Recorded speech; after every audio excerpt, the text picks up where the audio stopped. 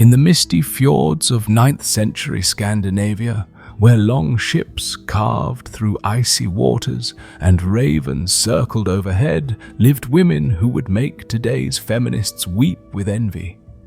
These weren't the helpless damsels of medieval fairy tales or the oppressed housewives of popular imagination. These were Viking women, and they wielded power in ways that would shock modern sensibilities. Astrid Eriksdotter stood at the bow of her merchant vessel, her blonde hair whipping in the salt wind as she surveyed the approaching English coast. At 25, she commanded 3 ships, employed 40 men, and owned enough silver to buy half of York.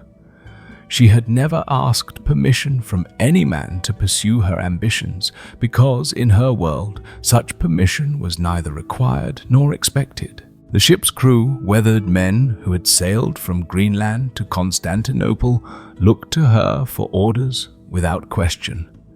In Viking society, competence trumped gender, and Astrid had proven herself capable of negotiating with Arab merchants in Baghdad, outwitting Byzantine tax collectors and calculating exchange rates faster than any scribe in Hedeby. Her success wasn't unusual among Viking women, it was simply Tuesday. Back in her home village of Birka, Astrid's sister Ingrid ruled over domestic affairs with absolute authority. But domestic, in Viking terms, meant something far different from modern concepts. Ingrid controlled the household keys, a symbol of power that encompassed managing servants, overseeing agricultural production, directing craft workshops, and handling the family's finances. When her husband Olaf sailed off on trading expeditions that could last months or years, Ingrid became the sole decision-maker for everything from crop rotation to legal disputes. The keys jingling at Ingrid's belt represented more than mere household management. They symbolized economic control over what was essentially a small industrial enterprise. The typical Viking household produced textiles, metalwork, and crafted goods that were traded across Europe. Ingrid supervised skilled artisans, negotiated contracts with merchants, and made investment decisions that could affect the family's prosperity for generations. Modern feminists might celebrate the right to work outside the home, but Viking women like Ingrid never questioned their right to control substantial economic resources. They didn't need to fight for financial independence. They inherited it, exercised it, and passed it on to their daughters as naturally as breathing. The legal system that governed Viking society would astound contemporary advocates for women's rights. Unlike medieval European women who became legal non-entities upon marriage, Viking women retained their property. Rights could initiate divorce proceedings and served as witnesses in court cases.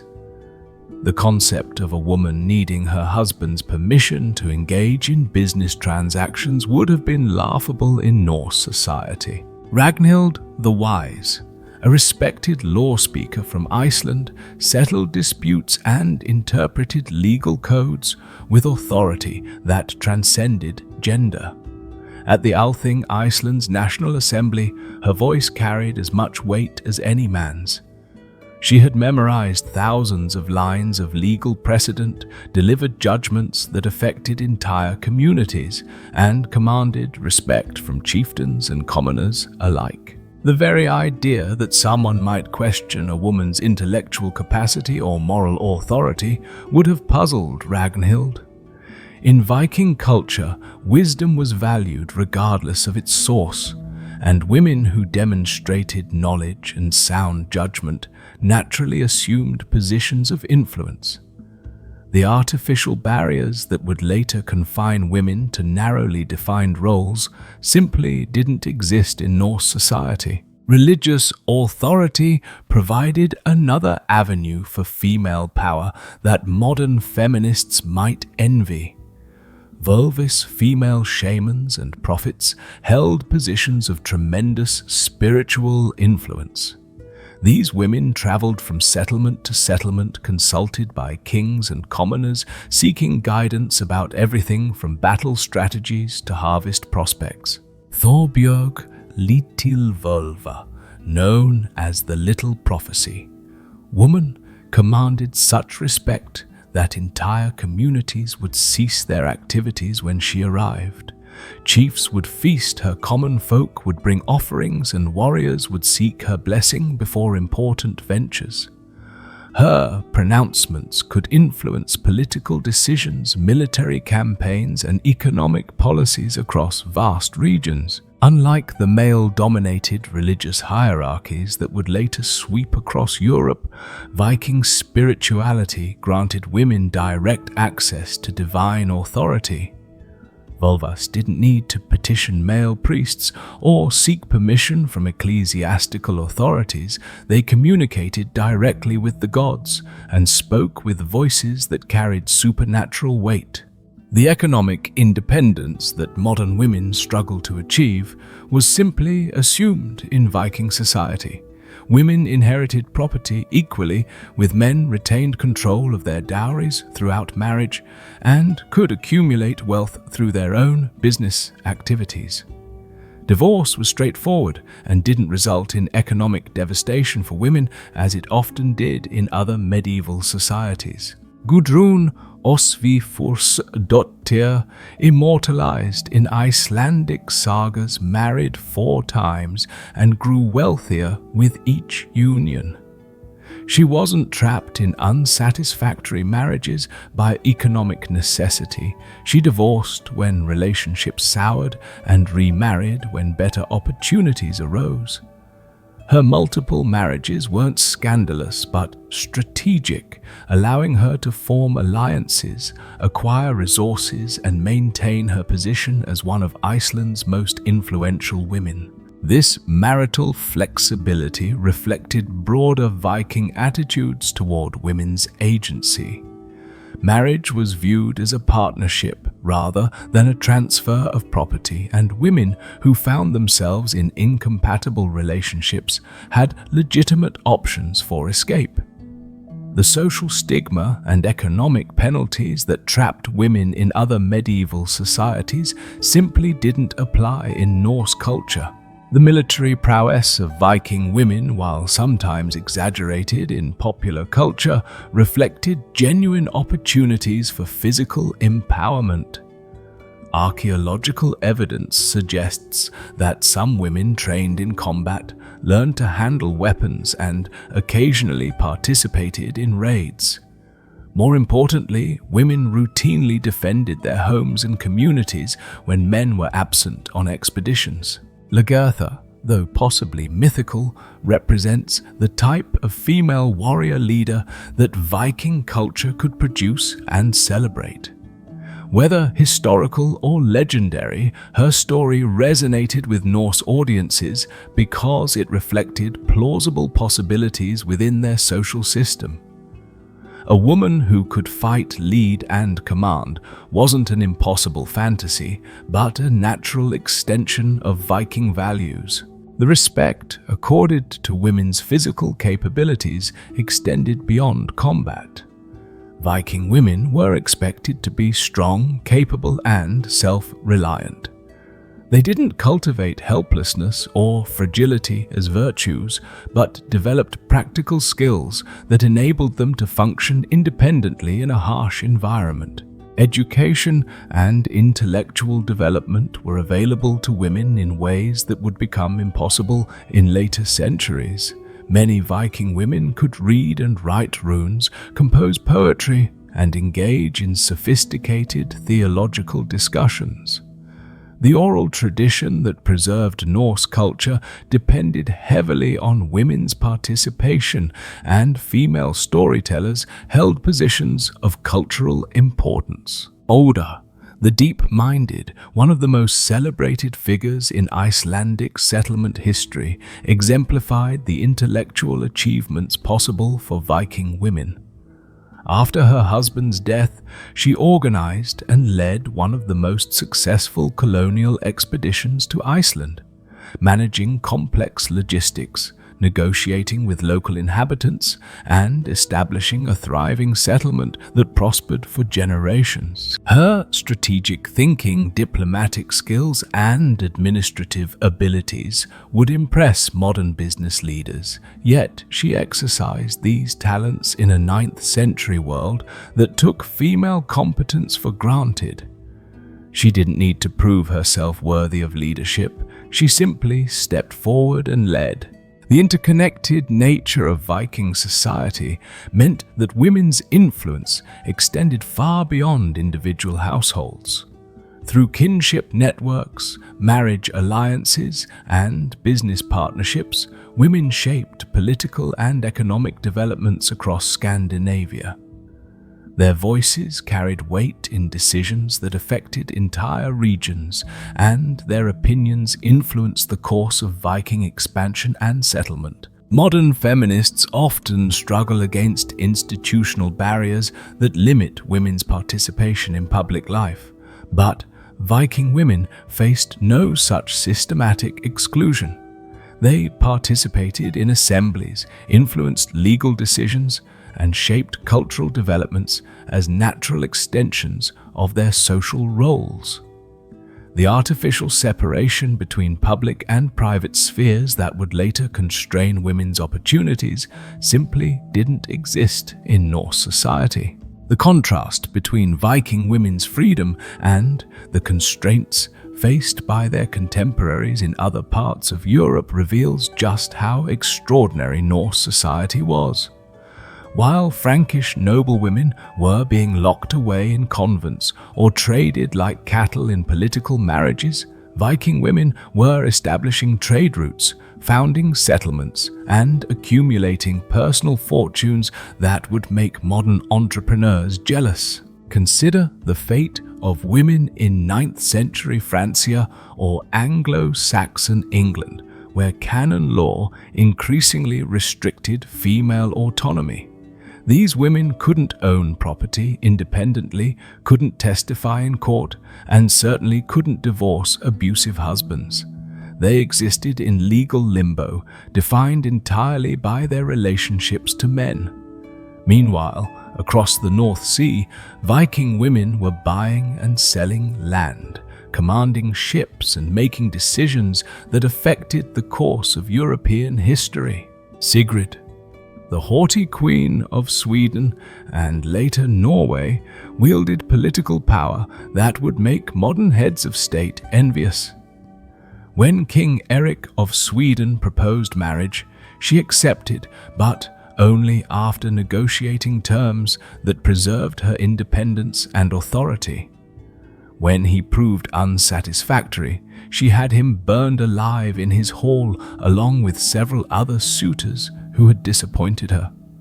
Modern divorce proceedings seem positively civilized by comparison, but Sigrid's actions were accepted as legitimate expressions of royal prerogative.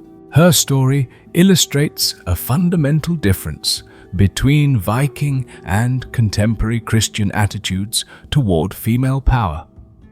In medieval Europe, powerful women were viewed with suspicion, their authority seen as unnatural and potentially dangerous.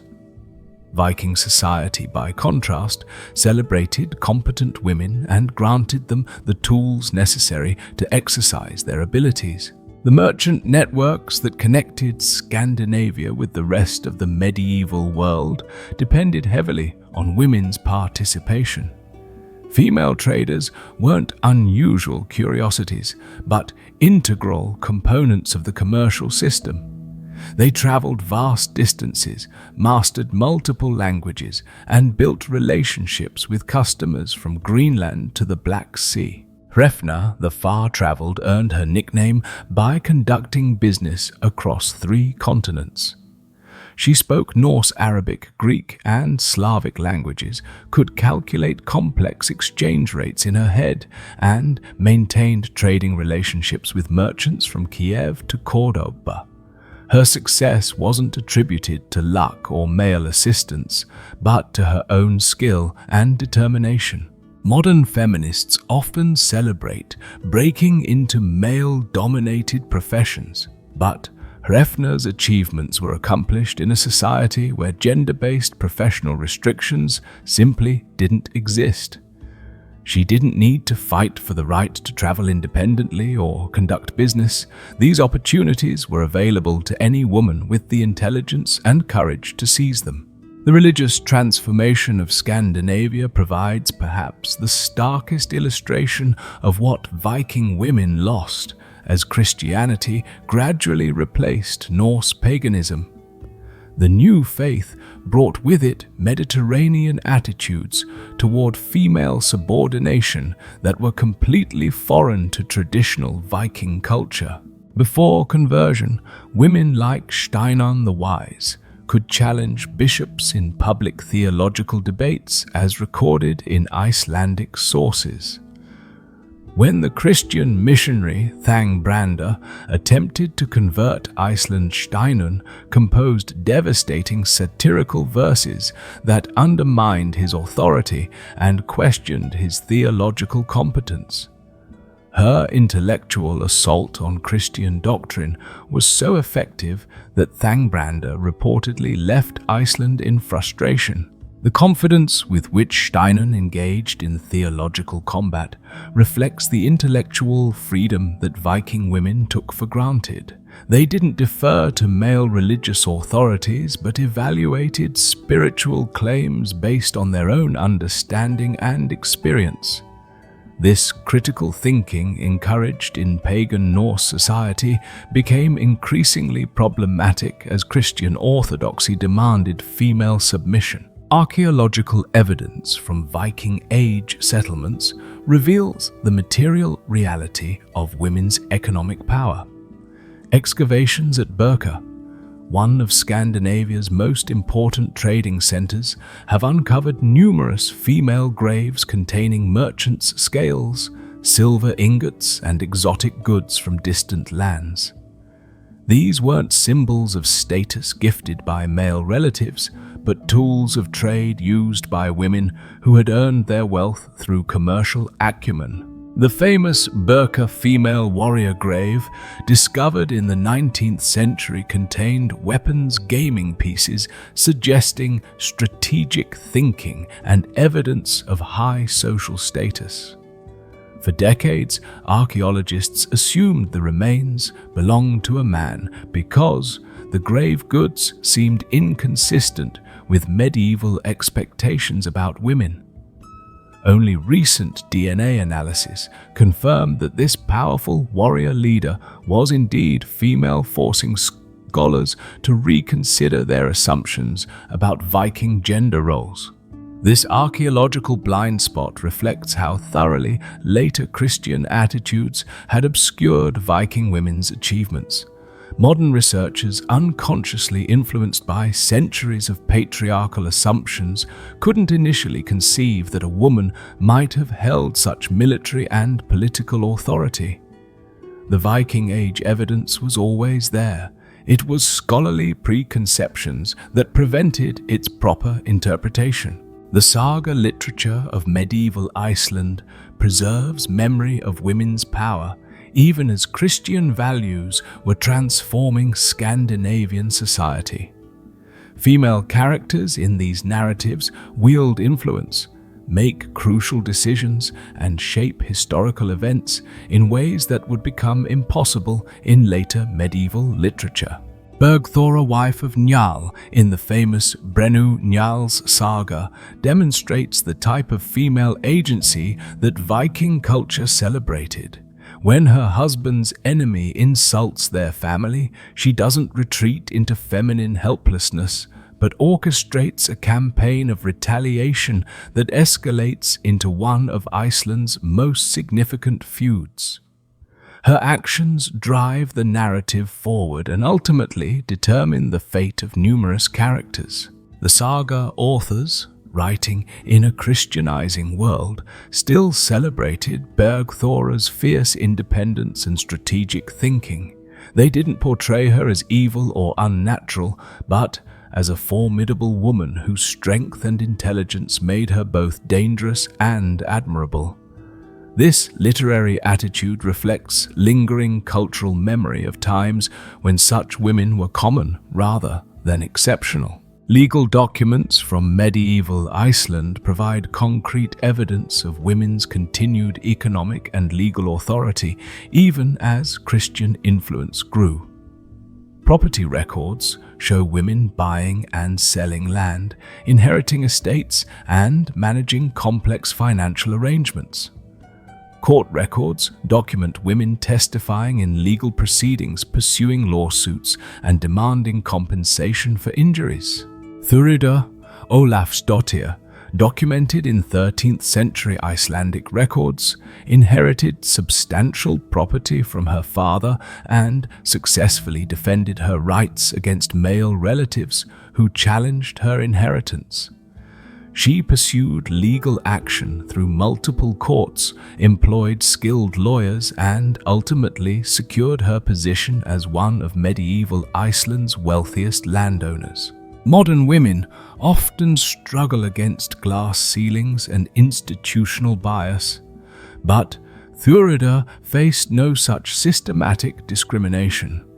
The legal system that governed her society provided clear mechanisms for protecting women's property rights, and she used these tools effectively to maintain her independence and authority.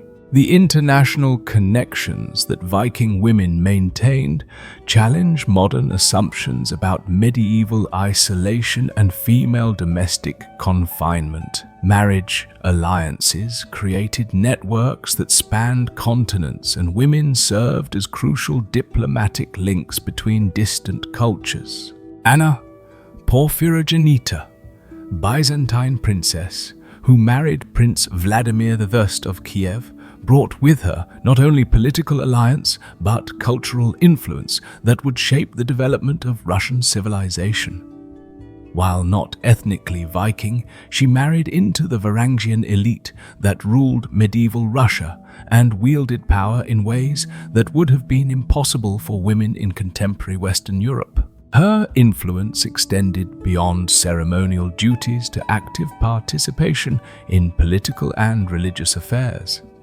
She played crucial roles in Vladimir's conversion to Christianity and the subsequent Christianization of the Kievan Rus. Her political acumen and cultural sophistication made her an indispensable partner in governing a vast multicultural empire. The trading companies that connected Scandinavia with distant markets often functioned as family enterprises where women held crucial positions. These weren't informal arrangements where wives helped their husbands, but formal business partnerships where women owned shares, made decisions, and bore responsibility for success or failure. Gudrun Thorbjarnadóttir, documented in medieval Icelandic sources, inherited her father's trading business and expanded it into one of the North Atlantic's most successful commercial enterprises. She owned ships, employed crews, and maintained trading posts from Greenland to Norway. Her business acumen allowed her to accumulate wealth that exceeded that of many male merchants. The respect accorded to Gudrun's commercial success reflects Viking attitudes toward entrepreneurship that transcended gender boundaries. She wasn't praised for succeeding despite being a woman, but simply for being successful. Her achievements were measured against universal standards of competence rather than gender-specific expectations. The gradual erosion of women's authority in Scandinavian society coincided with the spread of Christian influence and the adoption of continental European legal traditions. Canon law, with its emphasis on female subordination, slowly replaced Norse customs that had granted women substantial autonomy. The transformation wasn't immediate or complete, but its effects were profound. Women who had once inherited equal shares of family property found their portions reduced. Female participation in legal proceedings became restricted. The vulva tradition disappeared as Christian clergy monopolized religious authority. By the 13th century, Scandinavian women still retained more rights than their counterparts in most of Europe. But the golden age of Viking female empowerment was clearly ending. The institutional barriers that modern feminists fight against were being constructed brick by brick as Christian orthodoxy replaced pagan pragmatism. The irony is striking as European civilization became more civilized. According to Christian standards, opportunities for women actually decreased. The so-called Dark Ages had been for Scandinavian women at least a period of unprecedented freedom and empowerment. Progress, it seemed, was moving backward. The comparison between Viking women's lived reality and modern feminist aspirations reveals uncomfortable truths about progress. Contemporary women celebrate hard-won victories, like the right to vote, own property, or pursue careers, yet these achievements pale beside the comprehensive empowerment that Viking women exercised as their birthright. What modern feminists fight to attain Norse women possessed without question. The archaeological record from Greenland settlements tells a particularly poignant story of female autonomy at civilization's edge.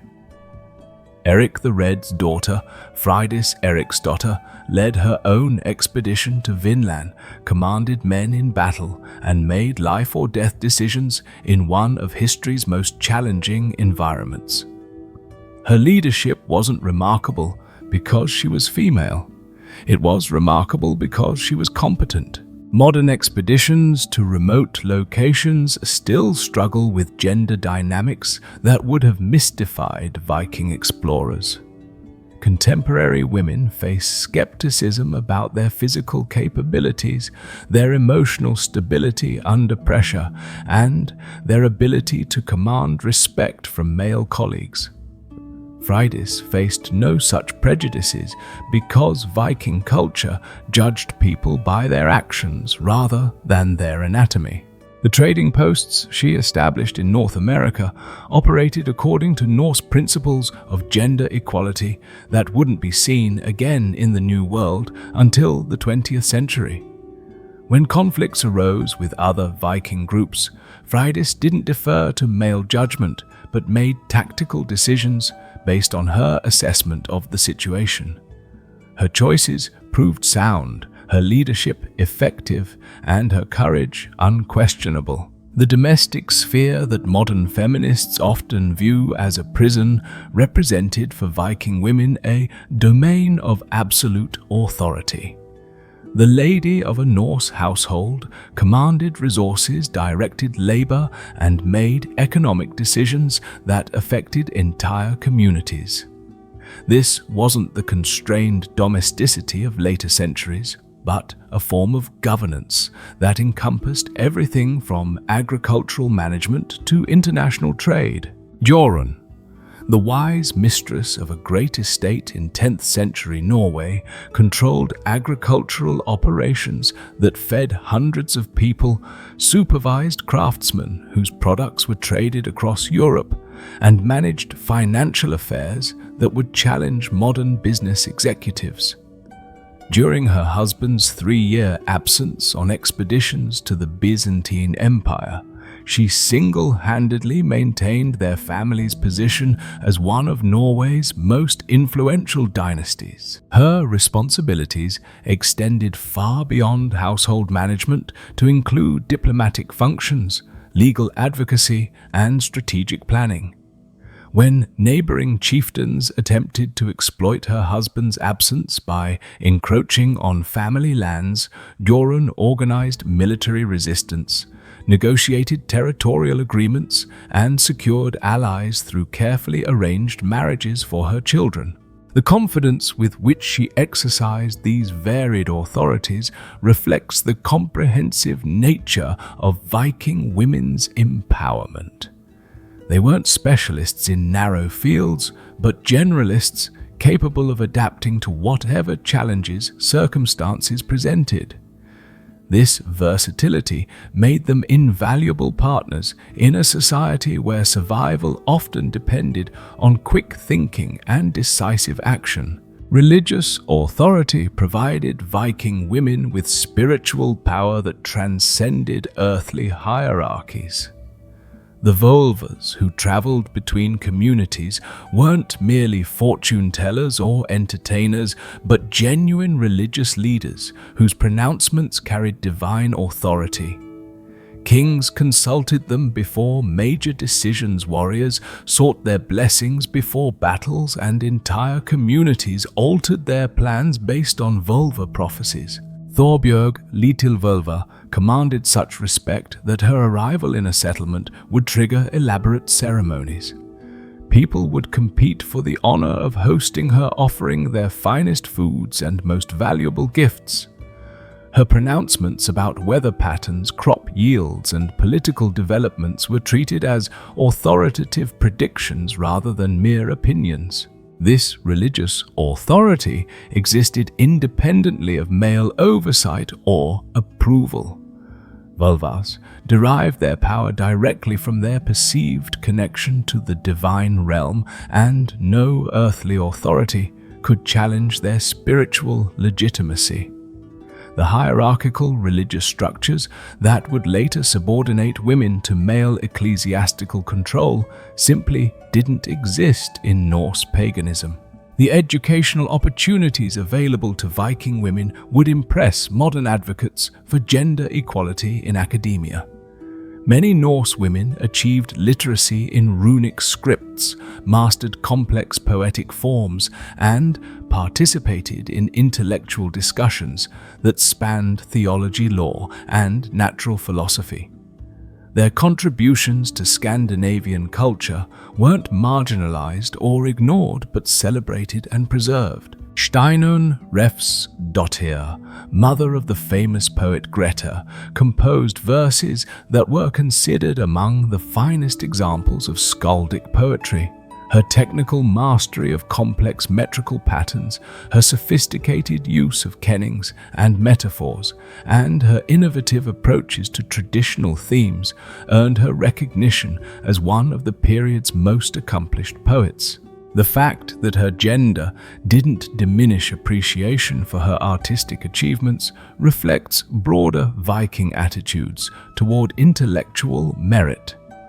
Talent was valued regardless of its source, and women who demonstrated exceptional abilities in any field received the same recognition accorded to their male counterparts. Legal precedents established by Viking women continue to influence Scandinavian jurisprudence to this day. The principle that married women retain independent property rights, codified in medieval Icelandic law, represented centuries of Norse legal tradition that treated women as autonomous legal actors rather than male dependents.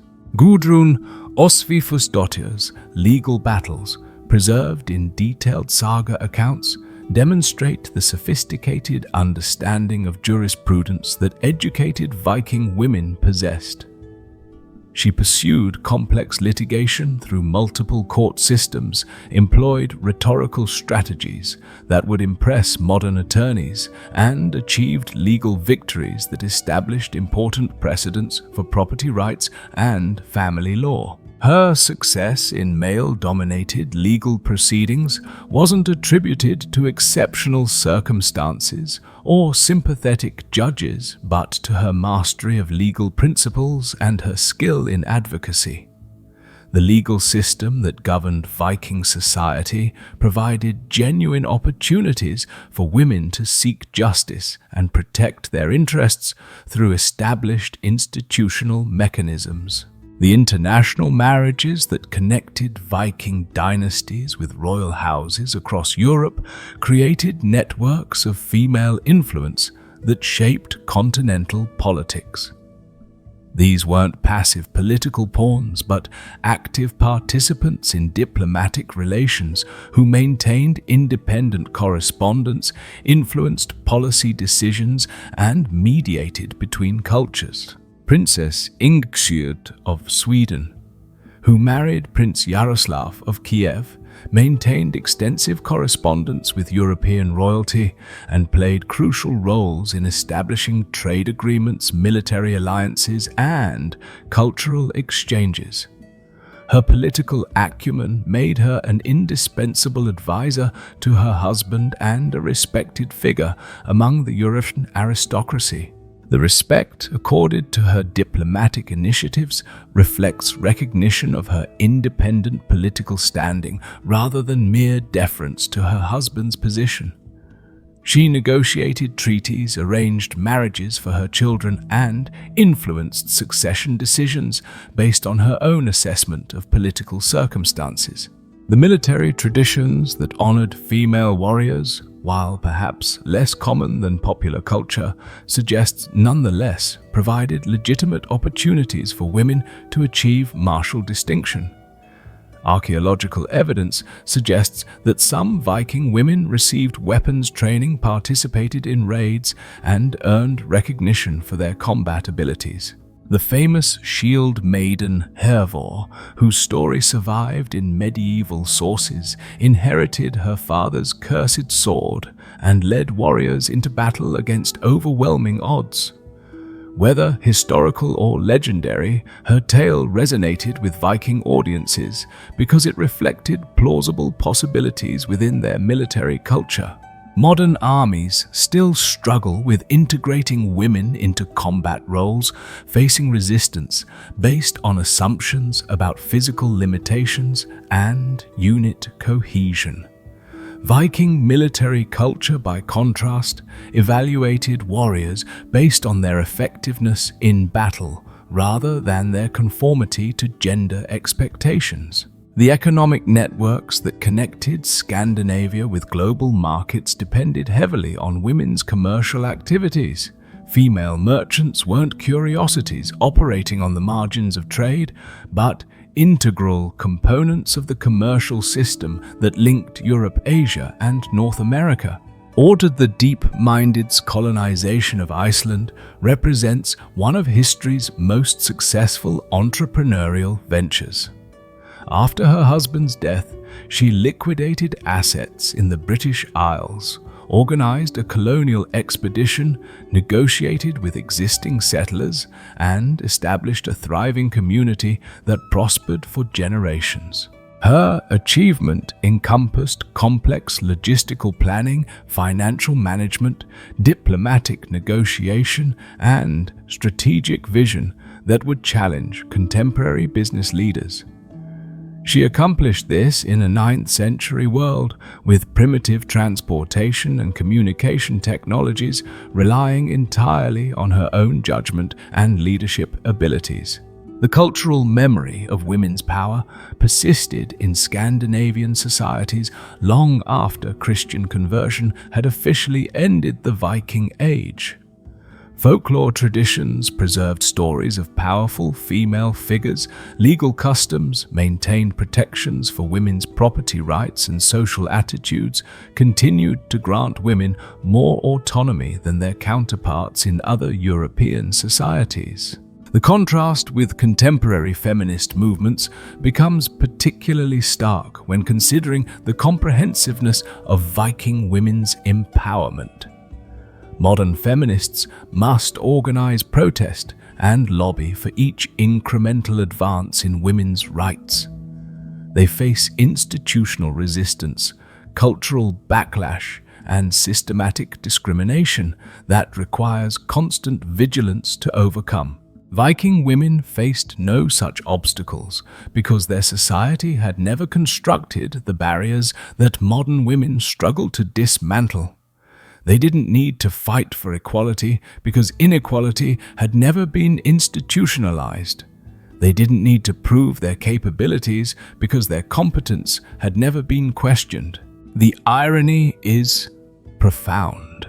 a supposedly primitive medieval society provided women with opportunities and authorities that remain elusive in much of the modern world. The Vikings, dismissed by Christian chroniclers as barbarous pagans, created social structures that were more egalitarian and empowering for women than many contemporary societies.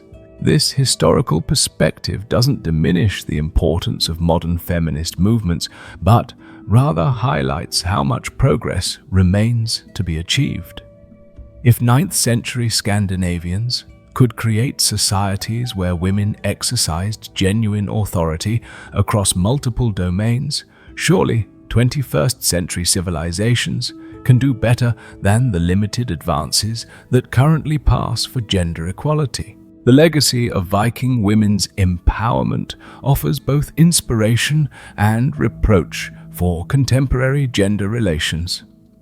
Their achievements demonstrate what becomes possible when societies abandon artificial restrictions and evaluate people based on their individual merits rather than their demographic categories. Perhaps most remarkably, Viking women achieved their extraordinary status without diminishing men's opportunities or creating zero-sum competitions between genders. Their empowerment emerged from cultural values that prized competence, rewarded achievement, and distributed authority based on demonstrated ability rather than inherited privilege. The ships that carried Viking traders across medieval seas bore women who commanded respect through their own accomplishments rather than borrowed authority from male relatives.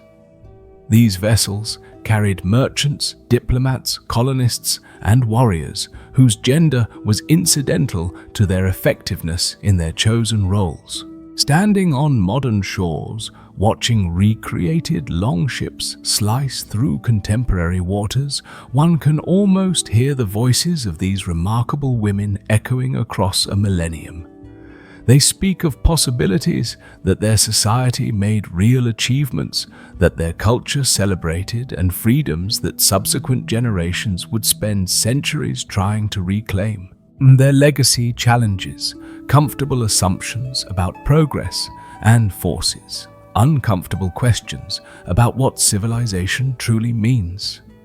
If the price of progress included constraining half of humanity's potential, perhaps the bargain wasn't as beneficial as traditional narratives suggest. The wind that fills modern sails carried these women across oceans, both literal and metaphorical, into realms of possibility that would remain closed to their descendants for centuries. Their journeys remind us that the destination matters less than the courage to set sail and the wisdom to recognize favorable winds when they blow.